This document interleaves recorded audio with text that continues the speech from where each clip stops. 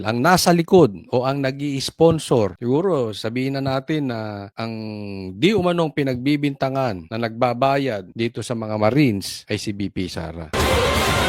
May diferensya sa pag-iisip. Ganyan inilarawan at tila kinutya ni dating Senador Antonio Trillanes si Vice President Sara Duterte. Ako may tanong lang sa inyo bago natin ituloy. Sino sa tingin ninyo? Tanungin ko kayong mga makapula, kahit kayong makadilaw. Huwag po natin pairalin ang ating damdamin dito. Sino ang may tama sa isip? Si Trillanes o si Sara? Base raw yan sa kanyang obserbasyon at yan na rin daw ang sinasabi sa kanya ng mga nakakausap niyang sundalo. Oo, ano talaga? What's the term dyan? Krung-krung. Alam mo, hindi mo kailangan maging grade 2. Kahit grade 1 ka lang, kikita mo na sino ang desperate? Sino ang mukhang krung-krung? Natin when we see somebody na may diferensya.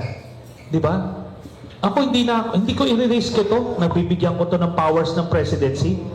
Iba to. Dagdag na rin umano rito ang mga video na inilabas ng pangalawang pangulo, kabilang ang pagbabanta niya sa buhay ng first couple at dating House Speaker Martin Romualdez. Kaya giit ni Trillanes, Bottom line, she is unfit to hold public office and more so, she is unfit to be president.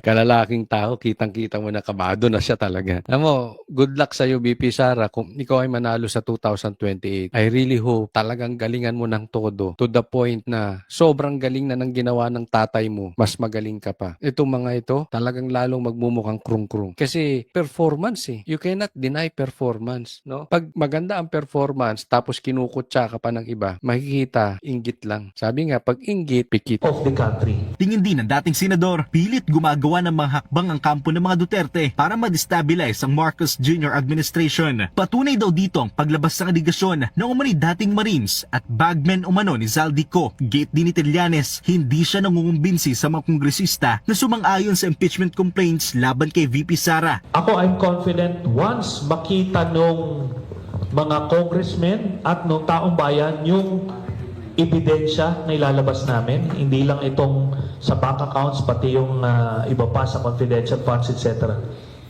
Mape-persuade yung taong bayan na hindi siya talaga karapat-dapat. Ayan. So, magsama-sama kayo. Ha? Hindi kayo in touch with reality. Ikaw, si Llamas, pati siyang Christian Esguerra na yan, na parang mapakita lang na itong mga ebidensya sa impeachment. Yan yung last hura nila eh. Itong mga kain-suka, yan ang last hura nila. Kung hindi nila mapa-impeach si BP Sara, maipanalo nila, maidiin nila, trial by publicity, itong gagawing impeachment case, itong paglilitis ng impeachment. Kasi nga, talagang sisiraan si BP Sara dyan. So, yan ang gusto nila. Trial by publicity. So, good luck. Na manatili as Vice President. Wala pang sagot sa ngayon si VP Sara sa mga patutsada ni Trillanes. Ako may nagtatanong lang kasi may nabalitaan ako.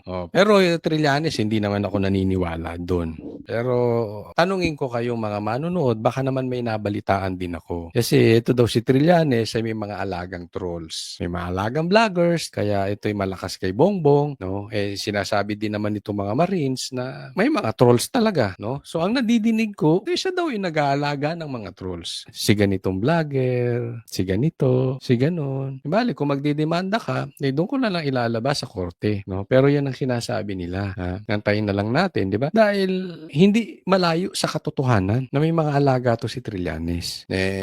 Pati nga ICC, di ba? Lumabas na alaga niya. Ngayon, ang litanya naman niya, kasalanan ng Duterte, no? Ulitin ko, kalaban ni Saldico ang Duterte. Ito ay tao ni Saldico. Hindi po lahat ng ibubuking ang kalokohan ng gobyerno ay kasalanan ni Duterte. Hindi po. Kasi Trillanes, hindi lahat kain suka katulad nyo ni Llamas. Yan ang totoo. Mga wala kayong paninindigan, wala kayong backbone, wala kayong pagkalalaki. Diretsahan kita. Wala kang pagkalalaki. Hindi ka marunong manindigan doon sa dapat na tayo ninyo. Kain suka kayo eh.